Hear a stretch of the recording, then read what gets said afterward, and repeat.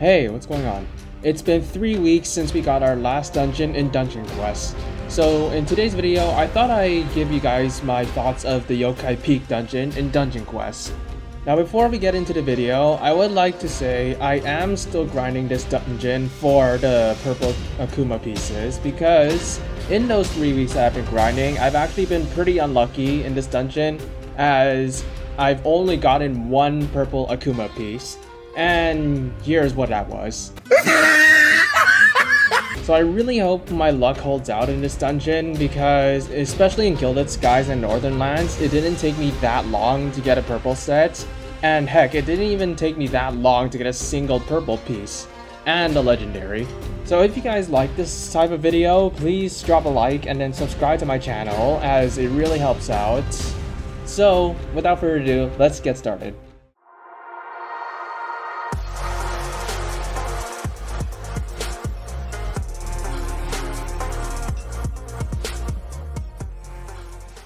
So the way I'm going to categorize this video is I'm first going to be covering the map itself, then I'm going to be covering the items, and then the balancing and gameplay. So if you guys want to skip around to that, please refer to the timestamps and the link in the description or in the chapters.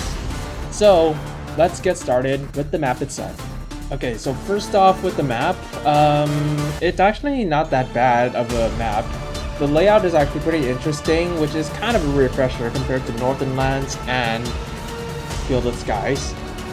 However, the downside with this map is I don't really like the yokai theme. This is just a personal preference of mine, but I would have preferred this to have a different theming rather than being Onis and stuff, because I don't really like Onis that much, even though it's like Japanese folklore and stuff. It's not my favorite at all.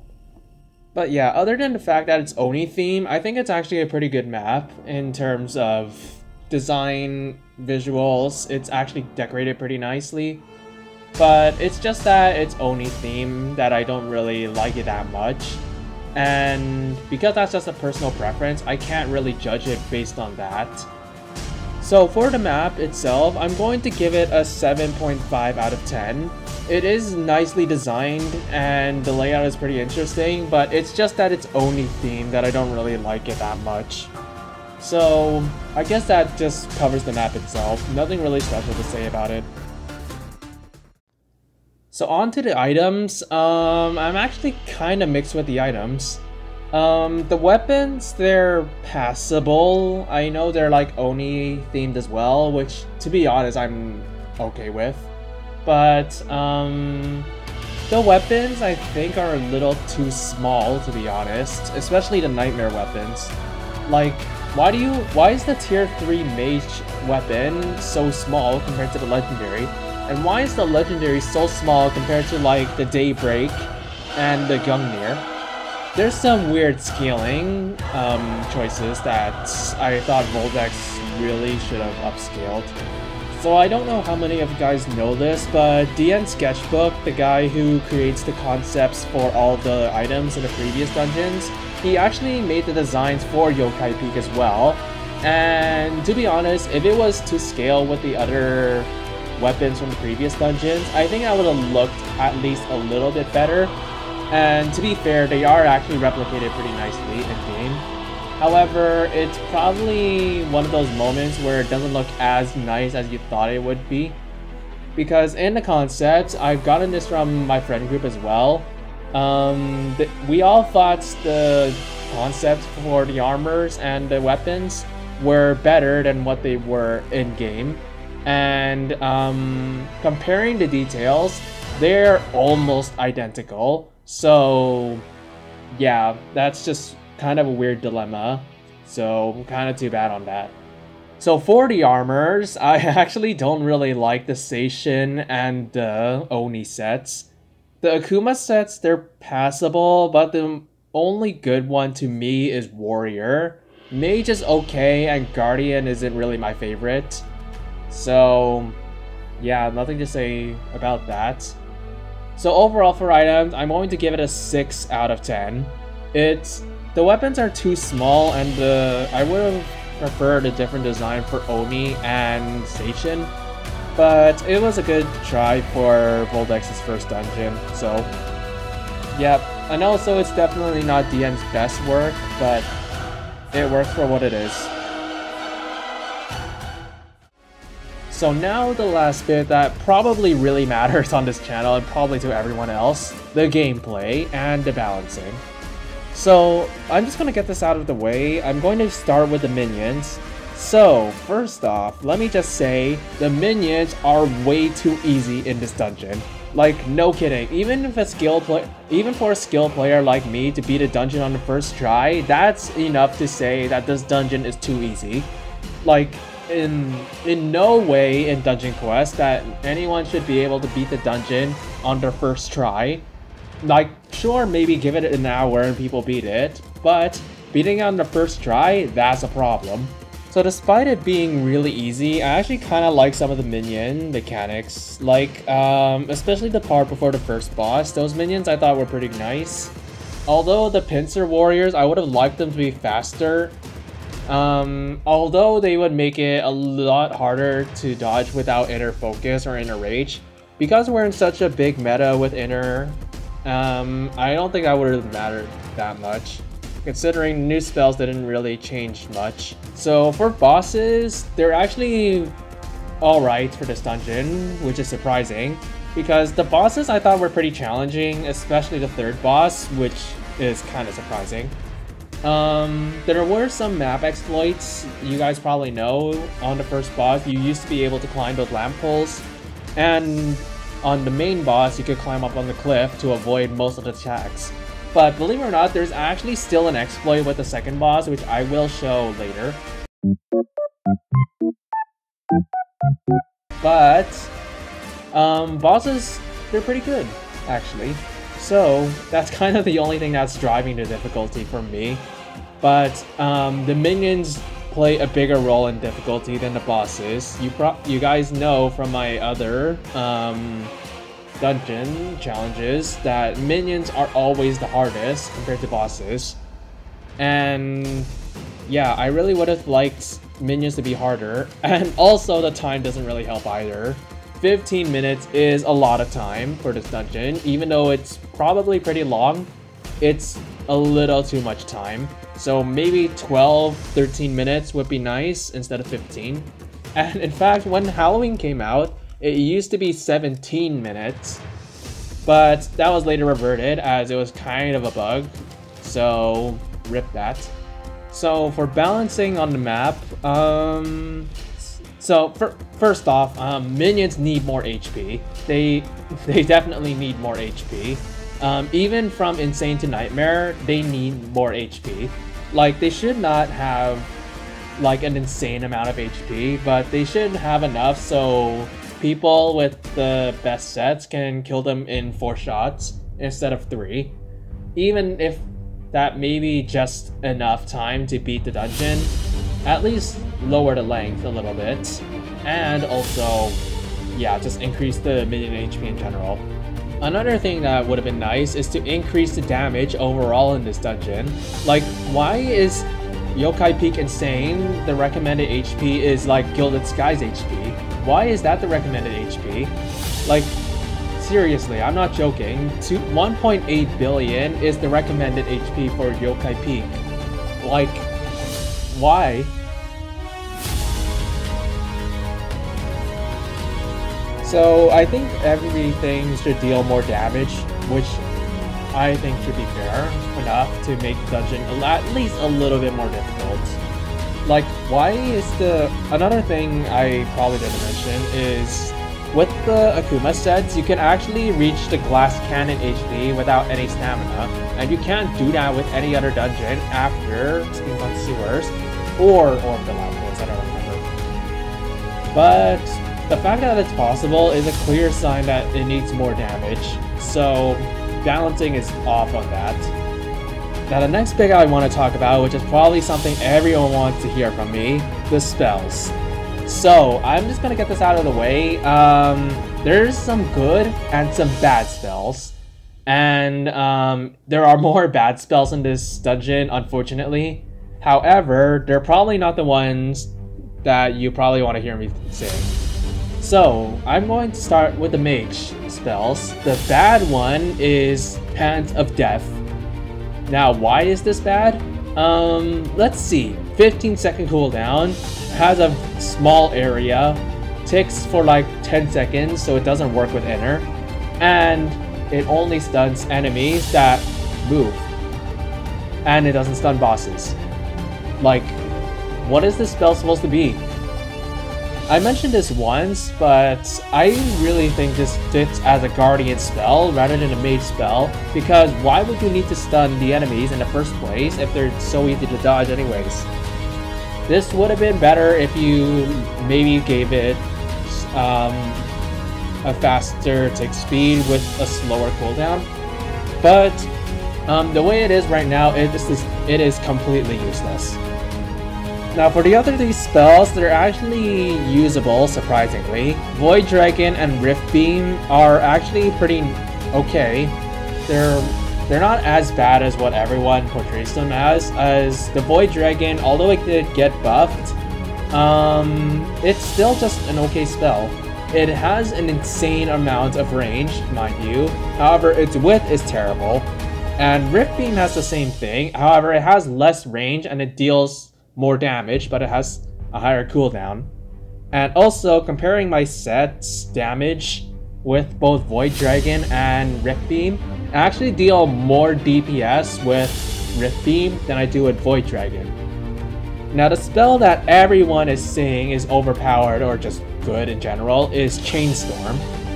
Now Chainstorm is a variation of Chain Lightning, however unlike Chain Lightning, it actually only chains one enemy at a time.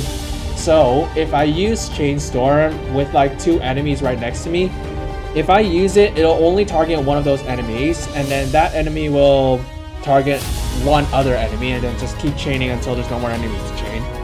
So if you've used Chainstorm before, you probably noticed from experience, but there are a lot of moments where you just don't hit one enemy for no reason. Like, that is the clear weakness for Chainstorm. It has the highest DPS out of all of the Yokai Peak spells as of the most recent balance change, where it is 6 seconds, and my maximum damage is around 55-ish Q with the spell and inner.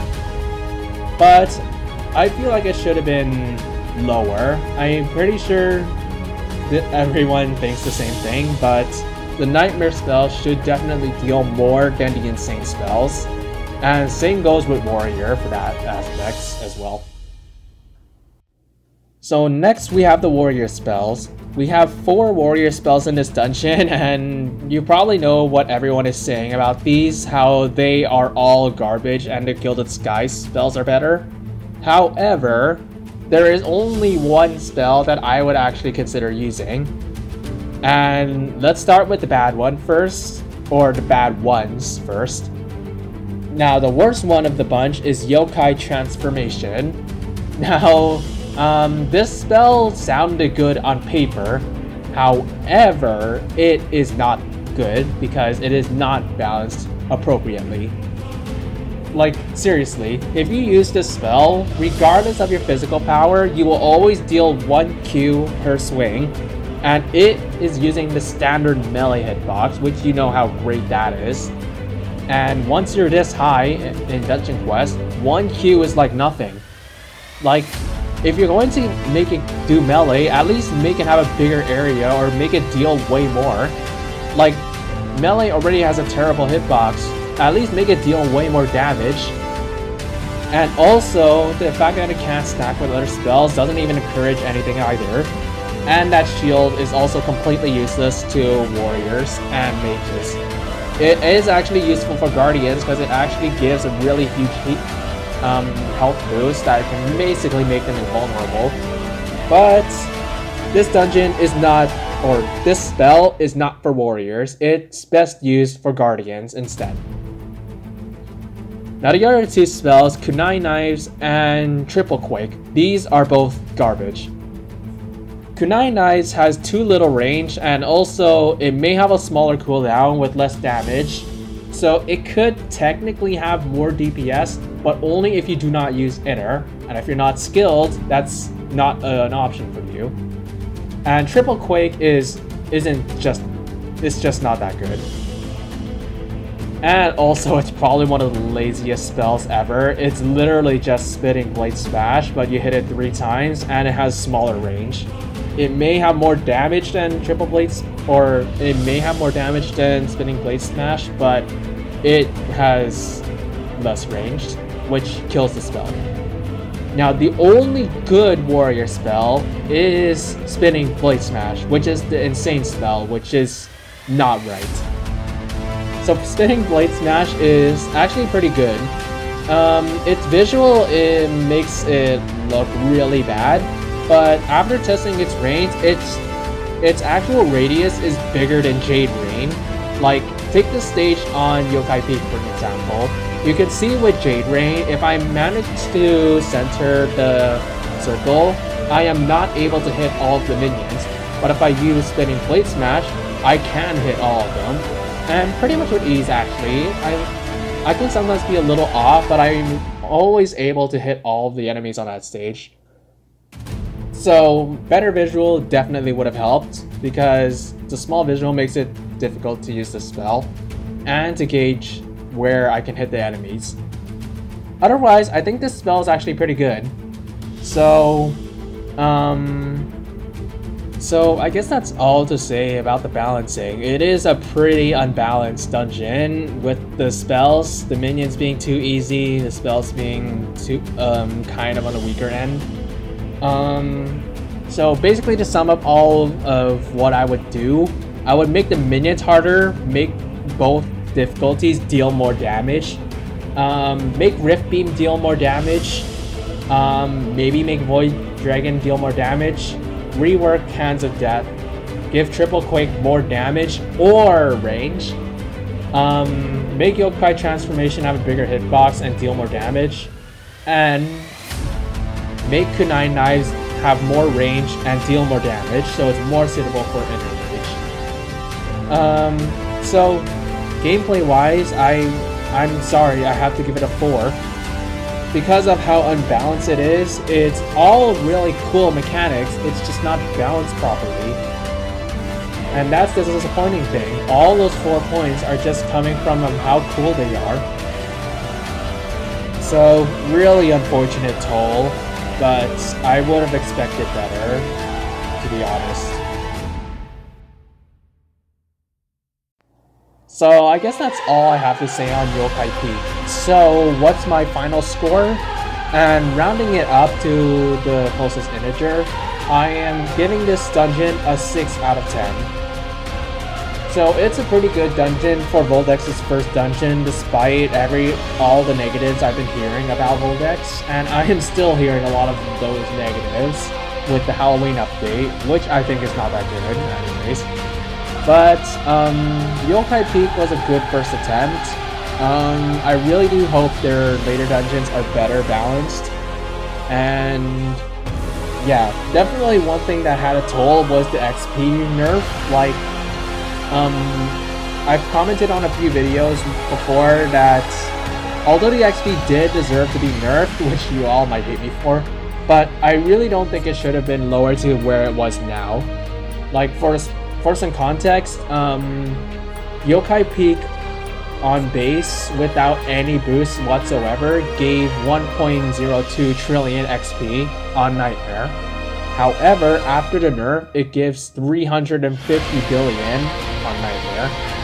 So you're basically doubling the amount of rounds needed to go from one difficulty to another, compared to going from Yokai Peak Insane all the way to the next dungeon on Insane. That's how much this is impacting. Now, it wouldn't really be that bad, but I really wish that Voldex would have nerfed the XP to 700 billion or 800 billion instead of going all the way to 350 billion, because that is way too low. So, I guess that's all I have to say about Yokai Peak. A lot of ranting in this video, but pretty much that's all I have to say on the dungeon. It's got problems and it's got its strengths, but I really hope this dungeon can be balanced and later dungeons will be better. So I hope you enjoyed this lengthy video. My voice is kind of dying, so I'm gonna end it here. So if you guys like this video, please give a